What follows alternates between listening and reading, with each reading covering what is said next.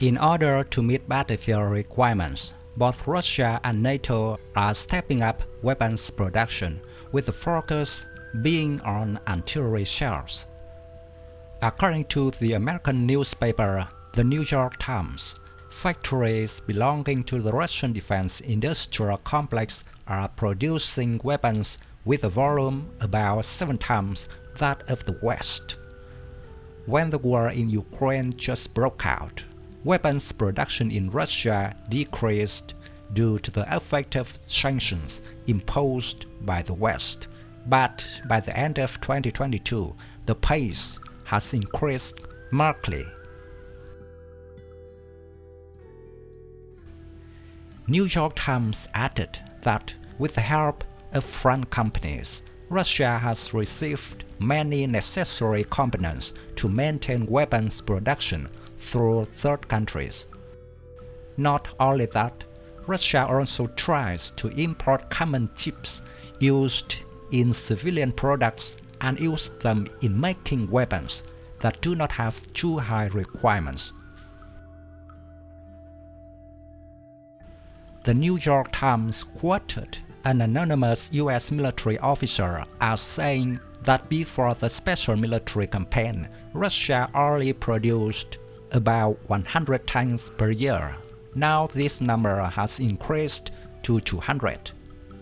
Russia's annual output of artillery shells is currently at about 2 million shells, double the number estimated by Western intelligence agencies, but still far from meeting the actual requirement of 10 to 11 million shells per year.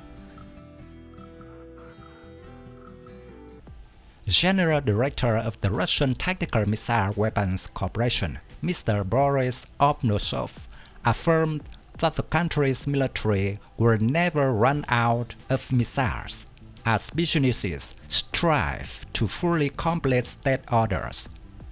Previously, President Vladimir Putin also confidently announced that the Russian Federation is producing missiles with a volume equivalent to all other Western countries combined. In the opposite direction, the West is also stepping up weapons production with a focus on artillery shells to meet aid requirements for Ukrainian armed forces.